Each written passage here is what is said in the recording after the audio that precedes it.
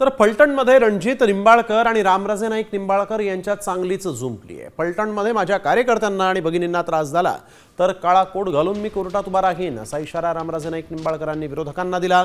तर डोक्यावर परिणाम झाल्यानंतर काही माणसं अशी विधानं करतात असं प्रत्युत्तर माजी खासदार रणजित नाईक निंबाळकर यांनी दिलं आहे।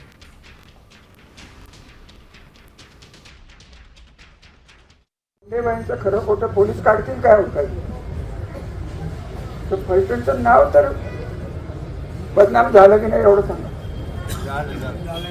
महिला बसल्यात तुमच्या माहेरवरनं तुम्हाला फोन आलेले असतील की कसलं हे फलटण हे बघा अन्याय सहन करणारा अन्याय करणाऱ्याच्या डबल दोषी असतात आणि तुमच्या मागे मी आहे ना का घाबरत नाही। याच्या पुढे जर कार्यकर्त्याला त्रास झाला महिला भगिनीला जर त्रास झाला हा रामराजे काळा कोट घालून कोर्टात उभं राहील तर मी वकील